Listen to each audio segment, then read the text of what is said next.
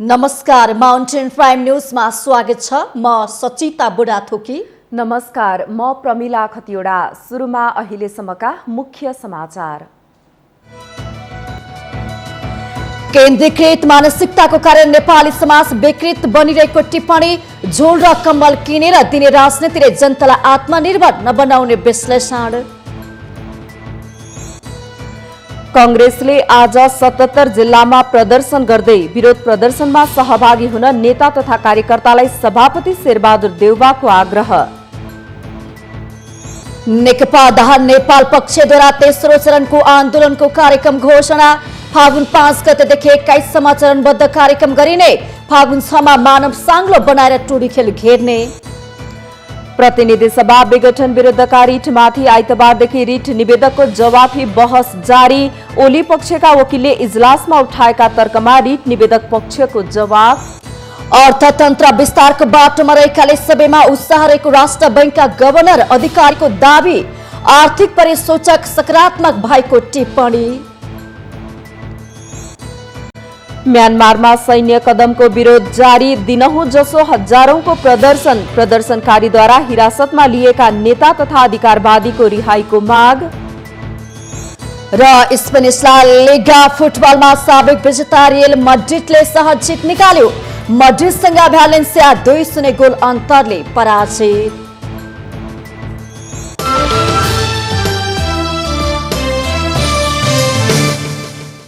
हेर्दै हुनुहुन्छ mountain television. अब समाचार विस्तारमा। पछिल्लो समय नेपाली समाजको ध्यान अन्तै केन्द्रित भएको देखिन्छ। समस्याको समाधानमा ध्यान दिनुभन्दा पनि अनेक प्रतिवाद गर्नमा सम्पूर्ण शक्ति लगाइरहेकाले पनि स्थिति जटिल बनेको हो भन्ने अवस्था बनेको छ। समस्या समाधानको लागि आत्मसमीक्षा आवश्यक रहे पनि यो विषयमा सबै पक्ष उदासीन रहेको देखिन्छ। यतिखेर नेपालमा जे भइरहेको छ त्यो सम्बन्धमा सबैको आआफ्नो बुझाइ छ। निर्वाचित बलियो सरकारले सरकार चलाउन नसकेको भन्दै प्रतिनिधि सभा विघटन भए पश्चात विकसित घटनाक्रमलाई हेर्ने नजर सबैको आआफ्नो प्रकारको छ। वर्तमान कदम कसैको लागि समस्याको निकासको रूपमा चित्रित छ भने कसैको निमित्त प्रतिगमनको स्वरूप बनेको छ। सबैजना अरूलाई हेरेर जवाफ फर्काउने बाहेक विषयवस्तुको गहिराईमा कसैको पनि ध्यान गएको देखिँदैन। त्यसो त लामो समयदेखि नेपाली समाज अरू केन्द्रित मानसिकताबाट ग्रस्त छ। कोही आफूतर्फ हेर्न चाहँदैनन्, जतिखेर पनि अरूतर्फ तेर्सिएको नजरले अरूको नै भाषा बोलिरहेको हुन्छ। आफूतर्फ केन्द्रित हुँदै आत्मसमीक्षा गर्ने वातावरण बन्न सकेको भए वास्तवमै समस्याको निदान नजदिक हुन सक्थ्यो होला। तर त्यस्तो कहीँ कतै देखिएको छैन। ठूला ठूला नेताहरूदेखि सामान्य सामाजिक सञ्जालमा आफ्नो धारणा राख्ने व्यक्तिसम्मको दैनिकी अरूको नक्कल गर्न, अरूलाई होच्याउन अनि अरूले बोलेको कुरालाई प्रतिवाद गर्नमा नै आफ्नो सम्पूर्ण बौद्धिक क्षमताको उपयोग गरिरहेको पाइन्छ। आफ्नो घर रित्तिएको छ, रित्तिएको घर कसरी भर्नेसँग मतलब छैन। राम्रो कुराको देखासेकी पनि हुन सकेन। समाजमा मौलाएको विकृति र विसङ्गतिको कटाक्ष पनि हुन सकेन। जे गरी होस् जसरी होस् अरूको टीका टिप्पणी गर्दै आफूमा दिन प्रतिदिन मौलाउँदै गएको दुरावस्था र मजबुरीको परिणामबाट सिर्जित समस्याहरूबाट आत्मसन्तुष्टि लिने बाहेक कसैको कुनै काम छैन। जनताको विचारमा विकास अरूले गरिदिनुपर्छ, सम्पूर्ण समस्याको समाधान पनि अरूले गरिदिनुपर्छ। आफूले गरेर केही हुन्छ भन्ने सोच कसैको पनि छैन। हुँदाहुँदै सस्तो लोकप्रियताको निमित्त निरर्थक चुनावी आश्वासनहरू जनतामा बाँड्ने क्रमले अब जनता जाडोमा कम्मल किन्न र गर्मीमा झुल किन्न पनि सरकारको आशा गर्नुपर्ने अवस्थामा पुर्याइदैछ। गरी खाने वातावरणको सिर्जना गर्नेतर्फ लाग्नुपर्ने सरकार जनतालाई थप मागी खानेतर्फ प्रेरित गर्दैछ। यसलाई पनि विडम्बना नै मान्नुपर्छ। सरकारले बाँडेको कम्मल र झुलले जनतालाई कतिसम्म भरथेक गर्न सक्ला त्यो त विचारणीय छ। देशभरि मौलाउँदै गएको विकृत कर्मचारीहरूको सञ्जालले गर्दा बजेट त भने अनुसार खर्च गर्न नसक्ने सरकार यस्ता सूक्ष्म टाइपका कार्यक्रमहरू कसरी पूरा गर्न सक्ला? आफैमा प्रश्न अनुत्तरित छ। जे होस्, आफ्नो विकासको निमित्त अरूको आशा गर्न छोडेर नेपाली जनता आफ्नो लागि आफै भन्ने भावनाका साथ जबसम्म जोड्दैनन् तबसम्म अरूले दिएको खजानाबाट कसैको उन्नति हुँदै हुँदैन। राजनीतिबाट समय कटाउँदै आर्थिक विकासतर्फको यात्रामा जबसम्म सिङ्गो समाज समाज प्रेरित हुँदैन तबसम्म आर्थिक उन्नति पनि सम्भव छैन। सामान्य आम सभामा देखिने झुण्डहरूले बेरोजगारीको पराकाष्ठा बाहेक केही देखाउँदैन। रोजगार जनशक्तिलाई सडकमा उफ्रेर भाषण सुन्ने समय कदापि हुँदैन। त्यसैले पनि सबैले आत्मसमीक्षा गर्न जरुरत छ। आत्मसमीक्षाले मात्र प्रगति पथमा अघि बढ्न सम्भव छ। माउन्टेन टेलिभिजन राजनीतिक ब्युरो।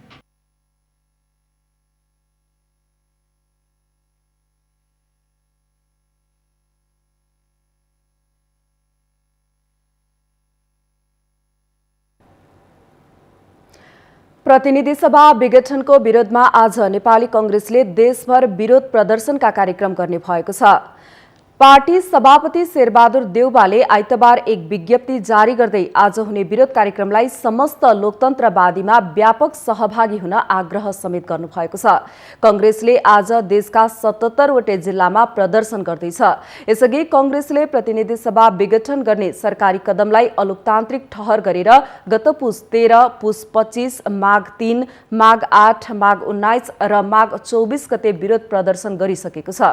आजको प्रदर्शनमा पनि घर घरबाट सहभागिता जनाएर प्रभावकारी रूपले सफल बनाउन देउवाले आग्रह गर्नुभएको छ। संविधानमा भएको व्यवस्था प्रतिकूल जनभावना विपरीतको कार्य विरुद्ध नेपाली कांग्रेस एकमतका साथ आन्दोलनमा रहेको विज्ञप्तिमा उल्लेख गरिएको छ।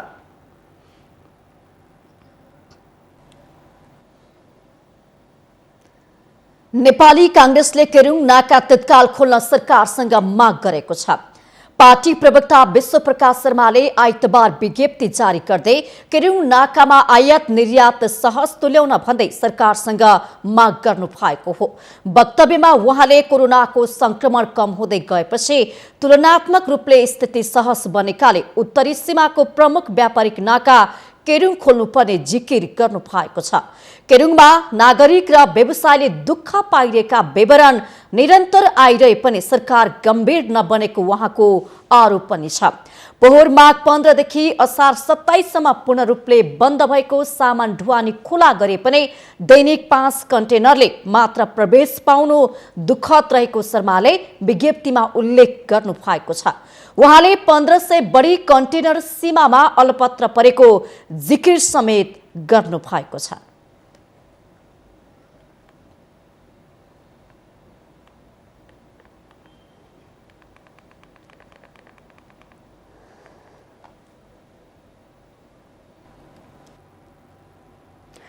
नेकपा दाहाल नेपाल पक्षले चुनाव नस्वीकार्ने थप प्रश्न पार्दै गएको छ। प्रतिनिधि सभा विघटनसँगै दुई पक्षमा विभाजित भएको नेकपाको दाहाल नेपाल पक्षले चुनावको विपक्ष उभिँदै आएको छ। आइतबार निर्वाचन आयोगले आचार संहिता मस्यौदाबारे छलफल गर्न बोलाएको बैठकमा सो पक्षका नेता लीलामणि पोखरेलले पार्टी आधिकारिकता विवाद हल नगरी निर्वाचन हुन नसक्ने दावी गर्नुभयो। आइतबार निर्वाचन आयोगले निर्वाचन आचार संहिता 2077 को मस्यौदामाथि संघ प्रदेश र स्थानीय तहमा प्रतिनिधित्व गर्ने 14 राजनीतिक दलका प्रतिनिधिहरूसँग छलफल गरेको छ। आगामी वैशाख 17 र 27 गतेलाई घोषित निर्वाचन लक्षित सो कार्यक्रममा उपस्थिति भए पनि नेकपा दाहाल पक्षले निर्वाचनको प्रक्रिया अघि बढाउन नहुने भनाइराख्यो। प्रतिनिधि सभा विघटन विरुद्ध यतिबेला सडक आन्दोलनमा व्यस्त बनेको नेकपा दाहाल नेपाल पक्ष अदालतबाट प्रतिनिधि सभा पुनर्स्थापनाको माग गरिरहेको छ। आयोगमा भएको छलफलमा सहभागी दाहाल नेपाल पक्षका नेता लीलामणि पोखरेलले आयोगले दलको विवाद निरूपण नगरी निर्वाचन प्रक्रिया अगाडि बढाउन नहुने बताउनुभयो। पार्टी स्थापना गर्दाको 441 को संख्यालाई हामीले मान्यता दिन्छौँ भनिसकेपछि त्यसैलाई आधारित गरेर 441 को बहुमत दल सम्बन्धी ऐनको दफा 43 र 44 अनुसार हामीले आफ्नो दाबी प्रस्तुत गरिसके पछाडि उनीहरूले निर्वाचन आयोगले हामीलाई त्यसको प्रत्युत्तर दिनुपर्ने त्यो के निर्णय गर्नुपर्नेमा 29 गतेसम्म नगरिसके पछाडि 29 गते पनि हामीले 10 दिन अगाडि यो कुराहरू गरेका छौँ। तपाईँहरूले अहिलेसम्म निर्णय दिनुभएको छैन। निर्वाचन कसरी सम्भव हुन्छ? तर प्रमुख प्रतिपक्षी दल नेपाली कांग्रेस भने सरकारले गरेको संसद विघटन असंवैधानिक भए तापनि आफूहरू न्यायालयको फैसलाको पर्खाइमा रहेको बताउँदै आएको छ। नेपाली कांग्रेसका नेता आनन्द प्रसाद ढुङ्गानाले अहिलेको अवस्थामा सर्वोच्च फैसलालाई पर्खेको र यस्तो अवस्थामा सरकारले महत्त्वपूर्ण फैसलाहरू गर्न भने नपाउने भन्दै चुनावका लागि तयार रहेको संकेत दिनुभएको छ। महामारी भयो भने पूर्व स्वीकृति आयोगसँग लिनुपर्छ भन्ने जुन राख्नु भएको छ तपाईँले त्यस्तै पूर्व स्वीकृति राख्नुहोस्। त्यस्तो चाहिने गरेर सरकारकै चाहिँ अप्ठ्यारा कुराहरू रहेछ भने, तर के हो भनेदेखि छाडा रूपमा चाहिने गरेर कुनै पनि नियुक्ति चाहिने गरेर या कुनै पनि सेवा बढुवा चाहिँ हुनु हुँदैन भनेर चाहिँ हामीले यस्ता कुराहरू राखेका छौँ। निर्वाचन आयोगले आफ्नो काम गर्दै जाने, सर्वोच्चले गर्ने निर्णय न्याय निरूपणको जुन निर्णय गर्छ, किनभने हामी न्यायलाई मान्ने पार्टी पनि हौँ, न्यायलाई मान्ने जनता पनि हौँ, त्यसरी न्यायको चाहिँ निर्णयलाई चाहिँ हामी मान्छौँ। उता निर्वाचन आयोग भने आगामी वैशाखमा हुने निर्वाचनको तयारीमा लागिसकेको छ। निर्वाचन आयोगका प्रवक्ता राजकुमार श्रेष्ठले भने आयोग चुनावको लागि आवश्यक कामहरू अगाडि बढाइसकेको र सबै दल मिलेर आए आगामी वैशाखमा चुनाव सम्पन्न गर्न सकिने बताउनुभयो। परामर्श प्राप्त भएको छ।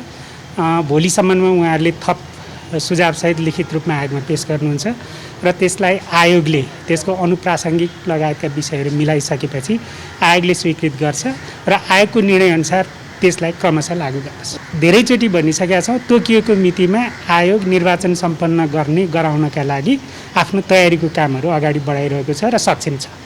यति बेला प्रतिनिधि सभा विघटनको मुद्दा सर्वोच्च अदालतमा विचाराधीन अवस्थामा छ। यस्तै नेकपाको आधिकारिकता सम्बन्धी विवाद समेत निर्वाचन आयोगमा नै अड्किएको छ। तर निर्वाचन आयोगले चुनावी प्रक्रिया मात्र अघि बढाउँदा अन्यल सिर्जना भएको छ। निर्वाचनले गर्नको लागि पहिला नेकपा आधिकारिकताको विवाद टुङ्गोमा पुर्याउन आवश्यक देखिन्छ।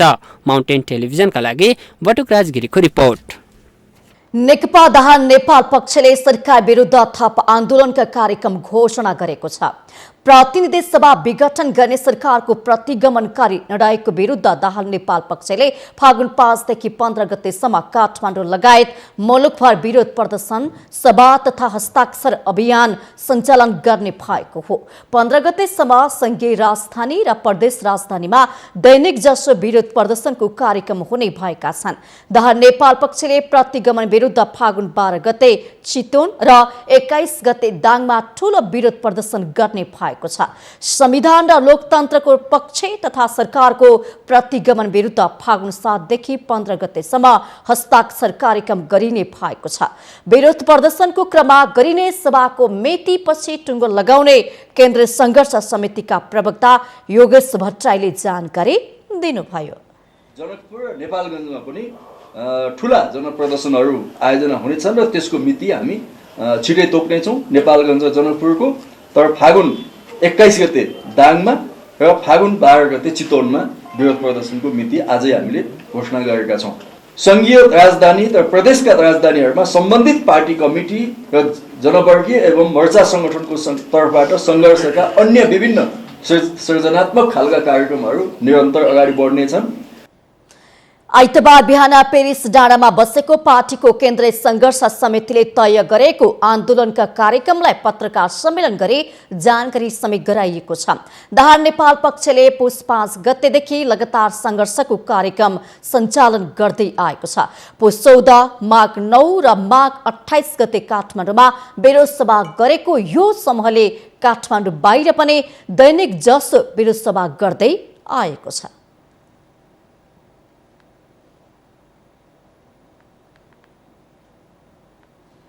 नेकपा दाहाल नेपाल पक्षका प्रवक्ता नारायण काजी श्रेष्ठले पशुपतिनाथलाई राजनीतिक स्वार्थको लागि उपयोग गरिएको आरोप लगाउनु भएको छ।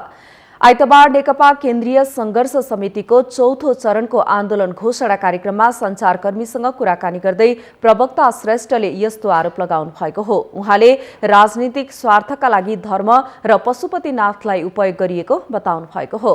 पशुपतिनाथ विश्वभरिका हिन्दूहरूको आराध्य देव र आस्थाको केन्द्र भएकाले आफूहरूले सम्मान गर्ने उहाँको भनाइ छ। यस्तो संवेदनशील पक्षलाई निकृष्ट तुच्छ स्वार्थको निम्ति दुरुपयोग नगर्न पनि उहाँले सम्बन्धित पक्षलाई अनुरोध गर्नुभयो। र सबै हिन्दूहरूको आस्थाको केन्द्र हो, त्यसकारणले त्यसको पनि हामी सम्मान गर्छौँ। तर हाम्रा नेताहरूको प्रस्तुतिलाई गलत ढङ्गले तोडमोड गरेर धर्म र पशुपतिनाथ जस्तो धार्मिक संस्थालाई संकीर्ण राजनीतिक स्वार्थका निम्ति उपयोग गर्ने र यस्तो संवेदनशील पक्षहरूलाई निकृष्ट तुच्छ स्वार्थको निम्ति दुरुपयोग गर्ने काम नगर्न पनि हामी सबै सम्बन्धितहरूलाई अनुरोध गर्न चाहन्छौँ। सडक सङ्घर्षमा मात्रै नभई कानुनी मोर्चामा पनि सङ्घर्ष गरिरहेको बताउनुभयो। सरकारले निर्वाचन गराउनको निम्ति निर्वाचनको मिति घोषणा गरेको होइन भन्ने कुरामा स्पष्ट हुन जरुरी रहेको उहाँको भनाइ छ। माउन्टेन प्राइम न्युजमा पालो भएको छ विश्रामको।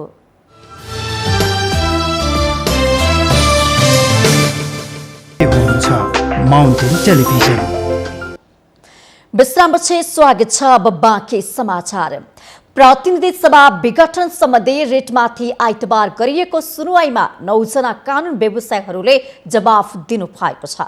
प्रतिनिधि सभा विघटन सम्बन्धी रिटमाथि सर्वोच्च अदालतको संवैधानिक इजलासमा गरिएको 23औं दिनको सुनुवाईमा रिट निवेदक र रिट निवेदकको तर्फबाट 9 जना कानून व्यवसायीहरूले जवाफ दिनु भएको हो। आइतबार सर्वोच्च अदालतको संवैधानिक इजलासमा भएको बहसमा रिट निवेदकको तर्फबाट जवाफी बहस भएको छ। रिट निवेदकको तर्फबाट जवाफ दिनेहरूमा वरिष्ठ अधिवक्ता दिनेश त्रिपाठी, अधिवक्ता कञ्चन कृष्ण न्यौपाने र तुलसी सिमखडा हुनुहुन्छ भने रिट निवेदकको तर्फबाट जवाफ दिनेहरूमा अधिवक्ता विकास भट्टराई, दिनमणि पोखरेल, कुलबहादुर थापा, रुद्र शर्मा, ओमप्रकाश अर्याल र मेघराज पोखरेल हुनुहुन्छ। रिट निवेदक वरिष्ठ अधिवक्ता दिनेश त्रिपाठीले सरकारी वकिल र प्रधानमन्त्रीका तर्फबाट बहस गर्ने कानून व्यवसायहरूले प्रधानमन्त्री केपी शर्मा ओली बहुमतको प्रधानमन्त्री भएकाले अर्को प्रधानमन्त्री बन्नै नसक्ने भन्दै गरेको बहसको खण्डन गर्नुभएको छ। रिट निवेदक कञ्चन कृष्ण न्यौपानेले सरकारी वकिलले वर्तमान संविधानमा प्रधानमन्त्रीलाई श्री 3 र श्री 5 को सरकारभन्दा माथि राखिएको छ भन्दै गरेको बहसको खण्डन गर्नुभएको छ। वर्तमान संविधानमा प्रधानमन्त्रीलाई श्री 3 र श्री 5 भन्दा कुन धारामा माथि राखिएको छ भन्ने उहाँको प्रश्न छ।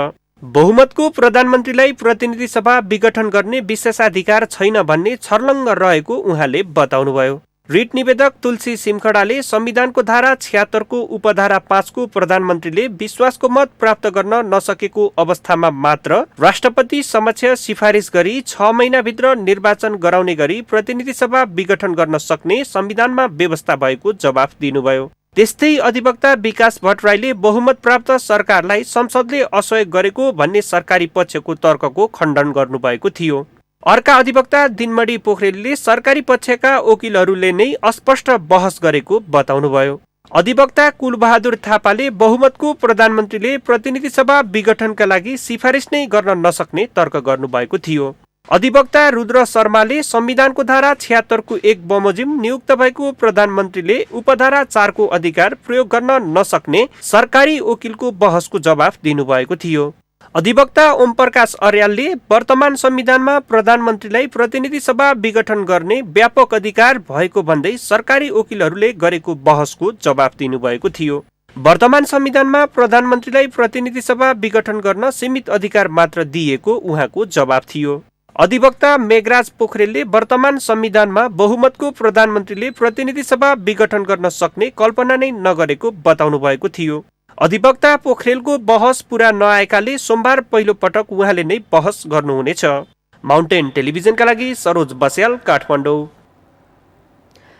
मुलुकका 2 ठूला कम्युनिस्ट पार्टीहरू तत्कालीन नेकपा एमाले र नेकपा माओवादी केन्द्र एकीकृत भई नेकपा बनेसँगै कम्युनिस्ट आन्दोलन सशक्त बनेको टिप्पणी भएको थियो। तर प्रतिनिधि सभा विघटन भएसँगै नेकपा विभाजनको डिलमा पुगेसँगै कम्युनिस्ट आन्दोलन विचलनमा आएको टिप्पणी भइरहेको छ। 7 दशक अगाडि पुष्पलाल श्रेष्ठको नेतृत्वमा नेपाल कम्युनिस्ट पार्टीको गठन भएको थियो। सुरुमा 4 जना संस्थापक रहेको र थोरै मात्रै समर्थक एवं शुभचिन्तक भएको कम्युनिस्ट पार्टीले अहिले 2/3 नजिकको भारी बहुमत सहित सरकारको नेतृत्व गरिरहेको छ। मुलुकमा यति ठूलो जनाधार तयार पार्न नेकपालाई दशकौं लामो समय लाग्यो भने यो अवधिमा उक्त पार्टी अनेकौं टुट फुट र विभाजनबाट गुज्रियो। फुट्न मात्रै जान्ने जुट्न कहिले नजान्ने भन्ने ट्याग पनि कम्युनिस्ट पार्टीहरूमाथि लाग्यो।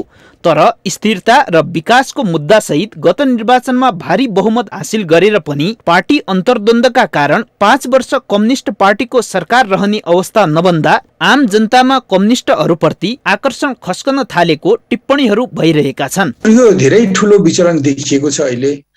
यसको धेरै कारणहरू सैद्धान्तिक र राजनीतिक कारणहरू पनि छन् हैन।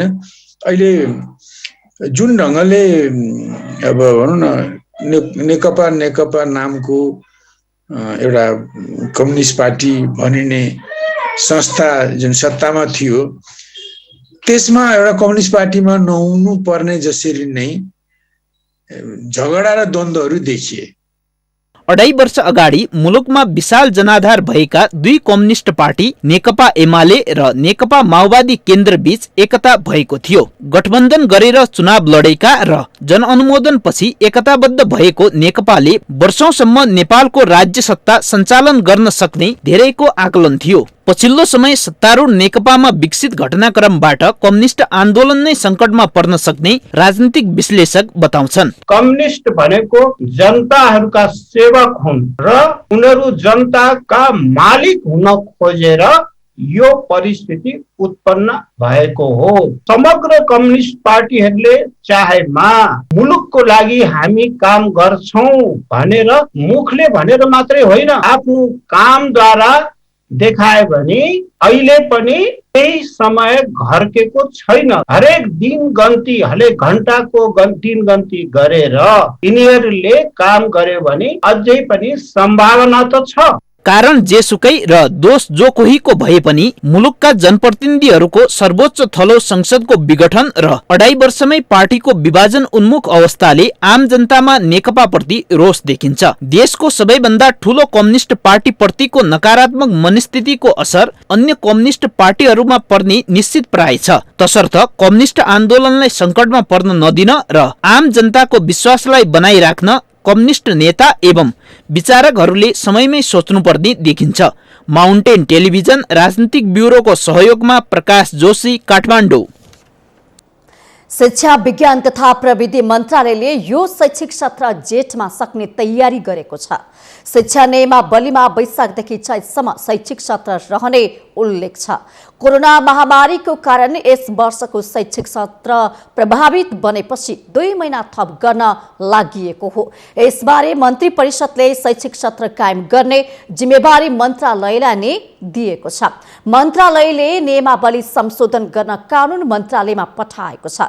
राजपत्रमा प्रकाशित भएपछि शैक्षिक सत्र कहिलेसम्म कायम गर्ने भन्ने बारे निर्णय हुने शिक्षा सचिव गोपीनाथ मैनालीले बताउनु भएको छ।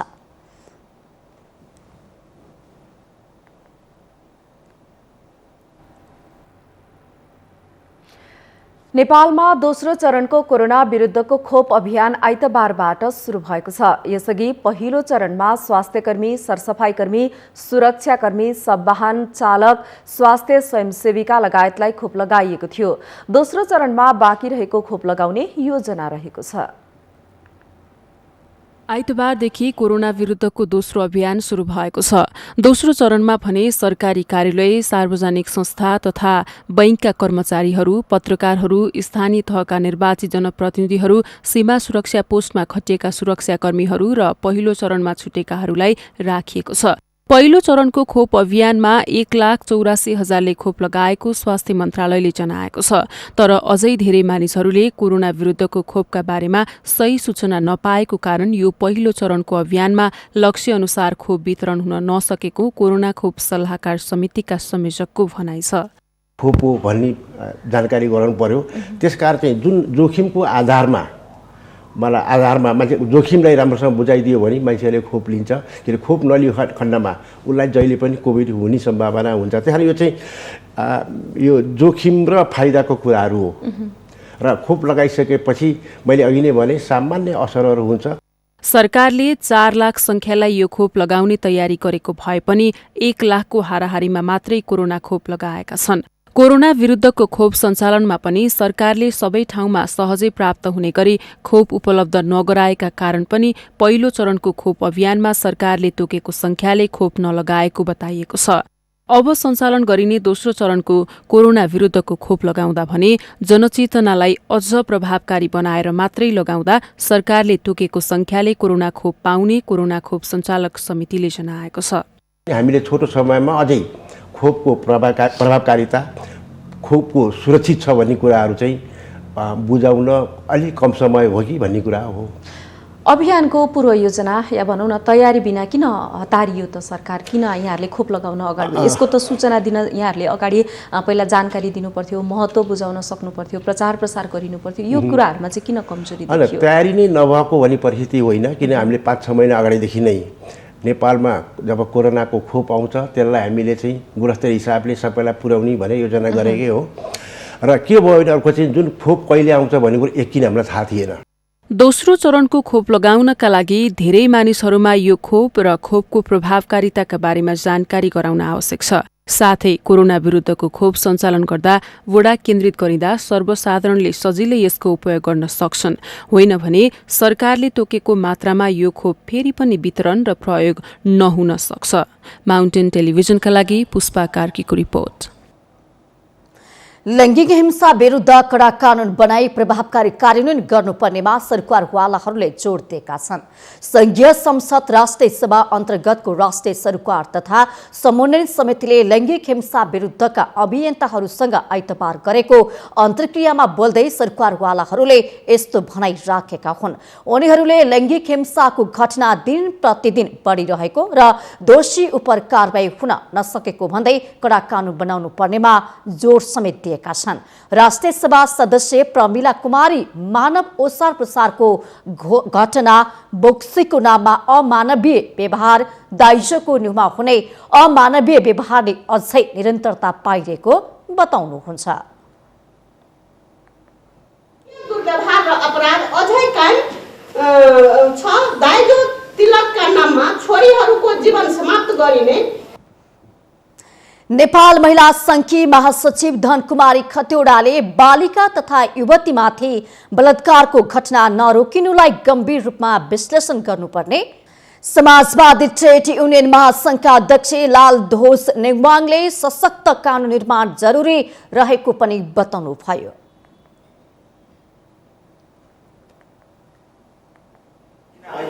कानून त नभएको होइन, तर यो कानूनले के कामै गर्दैन हैन। बाहुसवालाले जे गरे पनि अहिले जति पनि बलात्कार पछिको हत्या घटनामा संलग्न त्यो अपराधीको कुरा गर्ने हो भने त्यो बाहुसवालाहरू नै को मान्छेहरू नै त्यहाँ संलग्नता भएको देखिन्छ।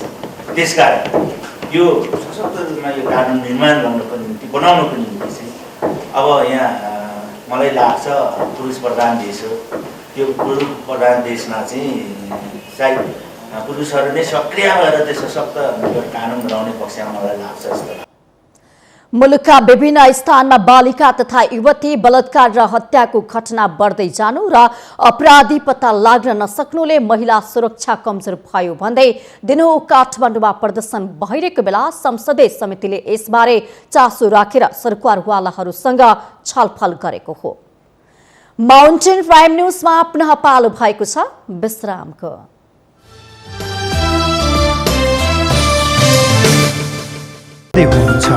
Mountain television. विश्रामपछि स्वागत छ। अब बाँकी समाचार। सर्लाही सदरमुकाम मलङ्गुवा बजार अस्तव्यस्त अवस्थामा छ। बजारको व्यवस्थापन गर्नुको सट्टा दिन प्रतिदिन अव्यवस्थित र साँगुरो हुँदै गएको हो। सडक बनाउने नाममा बजारलाई ध्वस्त पारिएको स्थानीयको गुनासो छ। सम्मत 1980मा तत्कालीन राणा प्रधानमन्त्री चन्द्र शमशेर जबराद्वारा सर्लाहीको मलङ्गुवा बजारलाई विस्तार गरिएको थियो। तर अहिले ट्राफिक व्यवस्थापन गर्न नसक्दा साँगुरो सडकमा जथाभावी पार्किङले पैदल आवत जावतमा समस्या हुँदै आएको छ। अहिले नगरभित्रको 1.5 किलोमिटरसम्मको मुख्य बजार अव्यवस्थित भएको छ। सडक फराकिलो नहुँदा जथाभावी पार्किङ, भवन, घर तथा टहरा निर्माणले बजार क्षेत्र झनै साँगुरो हुँदै गएको छ। नगरपालिका कार्यालयको व्यवस्थाका कारण बजार क्षेत्र अस्तव्यस्त भएको स्थानीयले बताएका छन्। गाडीहरू अनियमित रूपले लागिरहेका छन्। त्यसलाई राम्रोसँग मिलाएर हालेर ठाउँमा पैसामा हाले भए झन् राम्रो उल्ला पनि राम्रो हुन्छ, खुल्ला राम्रो हुन्छ। ठाउँ पनि राम्रो देखिन्छ, चौडाइ चाहिन्छ अलिकति, अनि गाडी घोडाहरूलाई मिलाएर हाल्ने धेरै राम्रो कुरा हो। अब यहाँ के जे भी है तो साफ सुथरा करके रखू। अब ये के तोड़ फाड़ा भी खुनकी करते ही तो बाजार ऊपर जाते हैं। तो चाहिए 12 मिनट में ही एकरा ने क्लियर करके रखे। 12 मिनट में रहते तो अच्छे रहते। ये है ऊपर ठेला खाली मिठाई वाला गाड़ी आर्किन पार्किंग अपन लगा के कहीं दे के सड़क निर्माण कार्यलाई व्यवस्थित तथा बजार जोखिम रहित क्षेत्र बनाउन विक्रमसम्म 2069 मंगिर 12 गते जिल्ला प्रशासन कार्यालय सर्लाहीमा सर्वपक्षीय बैठक गरिएको थियो। बैठकले नगरपालिका कार्यालयको शहरी मापदण्ड अनुसार रिङ रोडको 20 देखि 24 मिटरसम्म भएकोले उक्त बाटो सजिलो हुने ठहर गरेको थियो। 2067 सालमा फेरि यसलाई नवलपुर मंगलवा सड़क खण्डको आयोजनामा पारियो, तर निर्माण कार्यमा चासो नदेखाउँदा बजार अव्यवस्थित भएको हो। मलङ्गा नगरपालिकाले यस रोडलाई शहरी विकास मन्त्रालय अन्तर्गत दिएको छ, तर त्यो चाहिँ कन्फर्मेसन हामीले थाहा पाइसकेका छैनौं। हामी स्टेक होल्डर हो, सरोकारवाला हो, हामीलाई यो विषयमा कुनै जानकारी छैन। मैले व्यक्तिगत रूपमा पटक पटक 3 चोटि सरोकारवालाहरूलाई लगेर मैले मेयर साहबको अगाडि चाहिँ बैठक बसाएँ। वैकल्पिक सड़कको रूपमा रिङ रोड हुलाकी राजमार्ग प्रयोग गर्न नसके सदरमुकामको मुख्य चोकहरूको 90 वर्षसम्मको उपलब्धि नष्ट हुने नागरिक समाजको भनाइ छ। तर मलङ्गुवा बजार आफैमा सानो क्षेत्र भएकोले सड़क फराकिलो बनाउने नाममा भएका संरचनाहरू नै ध्वस्त हुने खतरा रहेको कारण व्यवस्थापनमा समस्या भएको उद्योग वाणिज्य संघ मलङ्गुवाले जनाएको छ। हाम्रो सामान्य भएको थियो यसलाई वन साइडेड ट्राफिकको व्यवस्थापन गर्नुपर्छ भनेर, तर प्रशासनको पनि अलि ढिलाइ नै छ हैन, किनभने चौक चौकमा ट्राफिक र प्रहरीको पनि यहाँ अलि सक्रियता कम भूमिका हामीले देखिरहेका छौं हैन। यस कारणले सबभन्दा पहिले त हामीले पार्किङ अलि ठाउँ साँघुरो भएको हुनाले पार्किङको व्यवस्था चाहिँ हामीले केही दिन वन साइडेड गरेथ्यौं। मलङ्गुवा बजार संरक्षण दीर्घकालीन योजनामा रिङ रोडको बाटोलाई वैकल्पिक बाटो प्रयोग गरी बजार क्षेत्रभित्र यातायात, बस, ट्रक, सर्वसाधारणको चापलाई कम गर्न सकिने स्थानीयको सुझाव छ। बजार संरक्षण सुधारको धेरै आधार हुँदाहुँदै पनि मलङ्गुवा नगरपालिकाको व्यवस्थाका कारण शहरी मापदण्ड अनुसार बजार क्षेत्रको ट्राफिक व्यवस्थापन र ढल व्यवस्थापनमा मलङ्गुवा नगरपालिकाले पहल गर्नुपर्ने नगरवासीको माग छ। माउन्टेन टेलिभिजनका लागि सर्लाही सहकर्मी राजीव शाहको सहयोगमा जिल्ला ब्युरोको रिपोर्ट। बढ्दो शहरीकरणको कारण सवारी साधनको संख्या थपिने क्रम बढेर गएसँगै बागलुङमा ट्राफिक नियम उल्लङ्घन गरे सवारी चलाउने चालकको संख्या पनि बढेर गएको छ। नियम विपरीत सवारी साधन चलाउने सवारी चालकलाई ट्राफिक प्रहरीले कारबाही गर्न थालेपछि राजस्वमा समेत वृद्धि हुन थालेको छ। सवारी साधनको संख्या थपिँदै गएसँगै गण्डकी प्रदेशको दोस्रो ठूलो व्यापारी केन्द्र बागलुङमा ट्राफिक नियम उल्लङ्घन गरी सवारी साधन चलाउने चालकहरू कारबाहीमा पर्ने क्रम बढेको छ। सवारी साधनको चाप बढेपछि ट्राफिक प्रहरीले उठाउने राजस्व संकलन समेत बढेर गएको छ। आर्थिक वर्ष 2077 श्रावण 1 गतेदेखि पुस मसान्तसम्म 6196 जना सवारी चालक कारबाहीमा परि 34,56,500 रुपैयाँ जरिवाना बुझाएका छन्। ट्राफिक प्रहरीले 6 महिनाको बीचमा उक्त राजस्व संकलन गरेको जिल्ला ट्राफिक प्रहरी कार्यालय बागलुङले जनाएको छ। यस आर्थिक वर्षमा हामीले सवारी नियम उल्लङ्घन गर्ने 6196 जना सवारी चालकलाई कारबाही गर्दा 34,56,500 रुपैयाँ चाहिँ राजस्व संकलन भएको छ भने यस अवधिमा 9वटा सवारी दुर्घटना भएको छन् भने 7 जनाको मृत्यु भएको छ भने 5 जना घाइते भएको छ। र यसै आर्थिक वर्षमा हामीले 89 पटकमा 87 जना चाहिँ चालक, परिचालक, विद्यार्थीहरू र सडक प्रयोगकर्ताहरूलाई चाहिँ हामी ट्राफिक नियम सम्बन्धमा सचेतना कार्यक्रम सञ्चालन गरेका छौँ। जिल्लामा सवारी दुर्घटना न्यूनीकरणका लागि ट्राफिक सचेतनामूलक कार्यक्रम जारी राखिएको छ। कार्यक्रम अन्तर्गत अहिले 26 जना ट्राफिक प्रहरीले जिल्ला सदरमुकामदेखि ग्रामीण इलाकासम्म काम गरिरहेका छन्। यस वर्ष जिल्लामा 9वटा सवारी साधन दुर्घटना भएको र 7 जनाको मृत्यु भएको ट्राफिक प्रहरीले जनाएको छ। गत वर्ष साना ठूला गरी 17वटा सवारी साधन दुर्घटना हुँदा 24 जनाको मृत्यु भएको थियो। यस्तै ट्राफिक प्रहरीले सवारी पास लिएका सवारी साधन बाहेक अरूलाई नियन्त्रणमा लिने काम समेत तदारुकताका साथ गर्दै आएको सामाजिक अभियन्ताहरूले बताएका छन्। अहिले ट्राफिकले जुन चेकिङ गर्ने गरिरहेको छ, यो जरिमाना रसिद काट्ने गरेको छ, यसले गर्दा बागलुङमा दुर्घटना घटिरहेको हामीले देखिरहेका छौँ। यो ट्राफिकको सराहनीय काम हो। अब हुन त फेरि लाग्ला किन यत्रो धेरै यो जरिमाना तिर्ने मान्छेहरू बढिरहेका छन् भन्ने लाग्ला, तर पनि यो सवारी साधन पनि त्यही अनुपातमा बढिरहेको हुनाले त्यो सङ्ख्या पनि बढेको जस्तो मलाई लाग्छ। जिल्लामा सवारी दुर्घटना कम गर्नको लागि बागलुङ जेसिसले हरेक वर्ष जनचेतनामूलक कार्यक्रम अन्तर्गत स्लो बाइक रेस अभियान सञ्चालन गर्दै आएको छ। बागलुङ जेसिसले पनि धेरै पटक सोलो बाइक रेस जस्ता प्रतियोगिता गरेर यो सवारी साधन दुर्घटना हुने काममा न्यूनीकरण गर्न यो ट्राफिक कार्यालयहरू ट्राफिकहरूसँग सहकार्य गरेर कार्यक्रमहरू आयोजना गर्ने गरेको छ। र अहिले यो जुन ट्राफिक व्यवस्थापनमा यो ट्राफिक कार्यालयले जुन भूमिका खेलेको छ, यसले सवारी साधनमा अवश्य पनि दुर्घटना न्यूनीकरण गर्न कम मद्दत हुनेछ। जिल्लामा ट्राफिक नियम सम्बन्धी जनचेतनामूलक कार्यक्रमहरू सबै ठाउँमा सञ्चालन गर्न थालेपछि दुर्घटनामा कमी आउनुलाई ट्राफिक प्रहरीको सकारात्मक कदम भनेर जिल्लावासीले पनि प्रशंसा गरेका छन्। माउन्टेन टेलिभिजनका लागि बागलुङ सहकर्मी सुभाष आचार्यको सहयोगमा जिल्ला ब्युरो। पूर्वी नवलपरासीको मध्यबिन्दु नगरपालिकाले भूमिहीन सुकुम्बासी र अव्यवस्थित बसोबासको लागत संकलन सुरु गरेको छ। नगरपालिकाले नगरभित्र रहेका भूमिहीन दलित, भूमिहीन सुकुम्बासी र अव्यवस्थित बसोबासीका लागि जग्गा वितरण गर्न लागत संकलन सुरु गरेको हो। अहिले मध्यबिन्दु नगरपालिकाका 15 वटै वडाका 10,000 बढी भूमिहीन दलित, भूमिहीन सुकुम्बासी र अव्यवस्थित बसोबासीहरू आफूले वर्षौंदेखि खनजोत गर्दै आएको जग्गाको लालपूर्जा पाउनेमा आश राख्दै नगरपालिकाले तोकिएको फारम भर्न दिनभर लाइनमा लाउने गरेका छन्। नवलपुरको मध्यबिन्दु नगरपालिकाका 45 वर्षदेखि जमिन खनजोत गर्दै आएका तर जग्गा धनी प्रमाण लालपूर्जा पाउन नसकेका धेरै रहेको वडा अध्यक्षहरू बताउनुहुन्छ। दलित सुकुम्बासी र एउटा भूमिहीन सुकुम्बासी र तेस्रो नम्बरमा अव्यवस्थित परिवारलाई व्यवस्थित गर्ने भनेर हामीले सङ्कलन गरेको हो।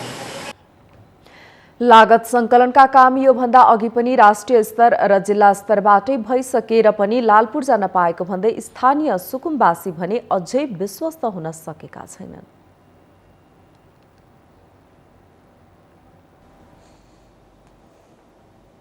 नेपालगञ्ज उपमहानगरपालिका 18 स्थित बुद्धनगर टोलमा सुरक्षा नियन्त्रणको लागि साइरन जडान गरिएको छ। बुद्धनगर टोल विकास समितिले आफ्नै खर्चमा 70,000 को लागतमा आइतबार साइरन जडान गरेको हो। नेपालमा हालसम्म बाँके बाहेक अन्य स्थानमा 1200 को हाराहारीमा सेक्युरिटी साइरन जडान गरिसकेको छ। सेक्युरिटी साइरन जडानले टोलको सुरक्षाको लागि महत्त्वपूर्ण भूमिका निर्वाह गर्ने विश्वास लिएको छ।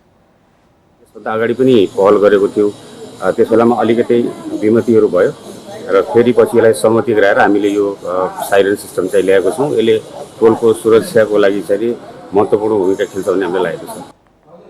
साइरनमा घण्टी बजाउने बित्तिकै 70वटा मोबाइलमा SMS जाने र जसको घर घरमा घटेको त्यो समेत घटना जानकारी गराउने भएकाले टोलवासीहरूले पनि सुरक्षित महसुस गरेका छन्। पहिलो घण्टीबाट टोलवासीहरूलाई जानकारी पुर्याउँछ भने दोस्रो घण्टीले जिल्ला प्रहरी कार्यालयको मोबाइल नम्बरमा जानकारी गराउँदछ।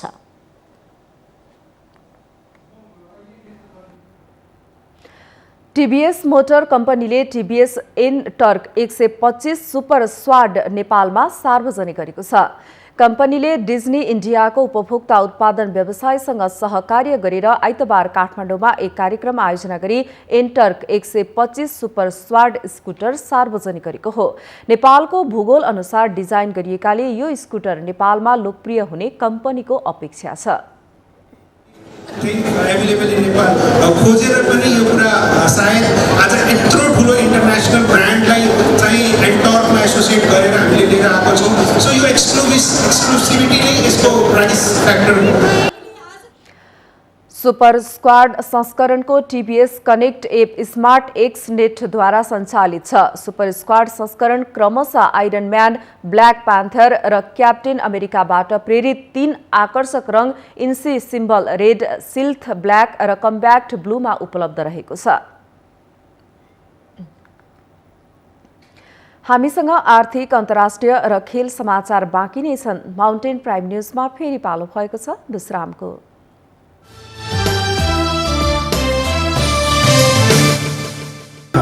Mountain television. विश्रामपछि पुनः स्वागत छ। अब पालो आर्थिक समाचारको। नेपाल राष्ट्र बैंकका गभर्नर महाप्रसाद अधिकारीले अर्थतन्त्र विस्तारको बाटोमा रहेकाले सबैमा उत्साह रहेको दावी गर्नु भएको छ। आइतबार चालू आर्थिक वर्षको मौद्रिक नीतिको अर्धवार्षिक समीक्षा गर्दै उहाँले आर्थिक परिसूचक सकारात्मक भएको र यसले सबै सरकारवालाहरूमा उत्साह आएको पनि बताउनु भएको छ। मूल्य वृद्धि नियन्त्रणमा रहेको, बाह्य क्षेत्र सन्तुलनमा रहेको उहाँको भनाइ छ। कोरोना महामारीका कारण प्रभावित क्षेत्रको लागि 87 अर्ब 87 पुनर्कर्जा स्वीकृति उहाँले बताउनु भएको छ। अहिले पनि 82 अर्ब लगानीमा रहेको उहाँको भनाइ थियो। पुनर्कर्जा र सहुलियतपूर्ण कर्जा उल्लेख्य रूपमा रहेको उहाँले बताउनु भयो। करिब 61,000 ऋणीलाई प्रदान गरिएको उहाँको भनाइ छ। बैंक तथा वित्तीय संस्थामा बढी तरलता हुँदा आधार ब्याज दर औसतमा 7.18% रहेको पनि उहाँले बताउनु भयो। अब पालो अन्तर्राष्ट्रिय समाचारको।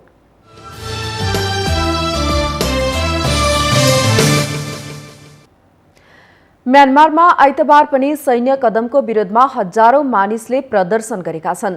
आइतबार म्यानमारका मुख्य शहरहरूमा मानिसहरूले सैन्य कुको विरोधमा प्रदर्शन गरेका हुन्। उनीहरूले स्वतन्त्रताका साथै हिरासतमा लिएका नेता तथा अधिकारवादीको रिहाईको माग पनि गरेका छन्। प्रदर्शनकारीहरूले सेनाले अंकुराउँदै गरेको प्रजातन्त्रको घाँटी निमोट्ने काम गरेको बताएका छन्। उनीहरूले नेताहरूलाई मध्यरातमा पक्राउ गर्ने हरकत नगर्न पनि चेतावनी दिएका छन्। म्यानमारका प्रमुख शहरहरूमा मानिसहरू प्रदर्शनमा उत्रिरहँदा ठूलो संख्यामा मानिसहरू पक्राउ पर्ने वा अपराध बढ्ने आशंका पनि बढेको छ। सेनाले शुक्रबार 23,000 भन्दा धेरै कैदीहरू रिहाई गर्ने निर्णय गरिसकै आन्दोलनमा हिंसात्मक घटना हुने आशंका बढेको हो। यसअघि अब सेनाले ठूलो संख्यामा मानिसहरूलाई पक्राउ पनि गर्न सक्ने आशंका बढेको छ।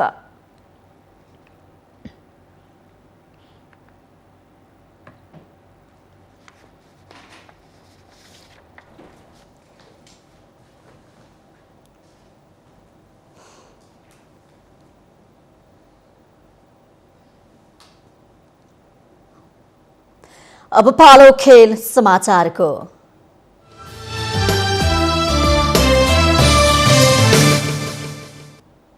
स्पेनिस ला लिगा फुटबलमा साबिक विजेता रियल मैड्रिडले सहज जित निकालेको छ। गैराती भएको खेलमा रियालले भ्यालेन्सियालाई 2-0 गोल अन्तरले हराएको हो। घरेलु मैदानमा रियाललाई जित दिलाउन करिम बेन्जिमा र टोनी क्रुजले 1-1 गोल गरे। खेलको 12 मिनेटमा बेन्जिमाले गोल गर्दै रियाललाई अग्रता दिलाएका थिए। त्यसपछि खेलको 42औं मिनेटमा क्रुजले गोल गरे। यस्तै खेलको 61औं मिनेटमा रियलका फेर्नान्डो मेन्डीले 1 गोल गरे पनि रेफ्रीले मान्यता भने दिएनन्। जितसँगै रियाल लिगको दोस्रो स्थानमा उक्लिएको छ। रियालले 23 खेलमा 49 अङ्क जोडेको छ, तर रियल शीर्ष स्थानको एथलेटिको मैड्रिड भन्दा अझै 5 अङ्कले पछि छ। माउन्टेन प्राइम न्युजमा पुनः पालो भएको छ विश्रामको।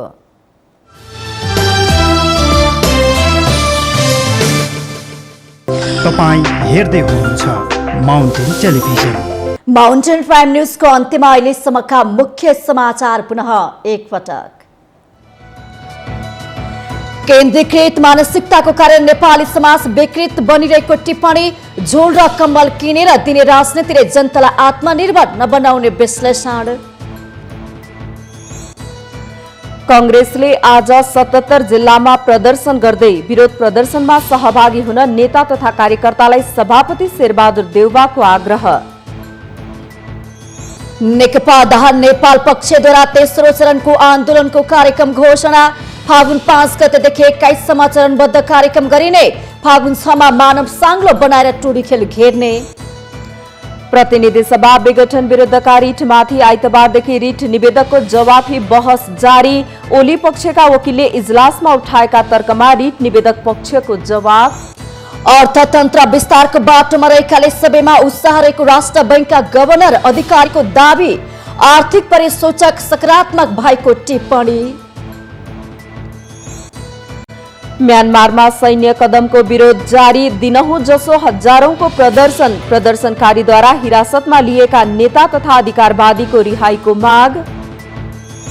र स्पेनिस ला लिगा फुटबलमा साबिक विजेता रियल मड्रिडले सहज जित निकाल्यो।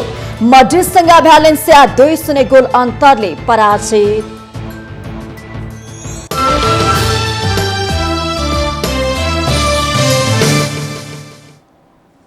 माउन्टेन प्राइम न्यूज अहिलेलाई यति नै। सत्य, तथ्य र निष्पक्ष समाचारको लागि हेर्दै रहनुहोला माउन्टेन टेलिभिजन। नमस्कार।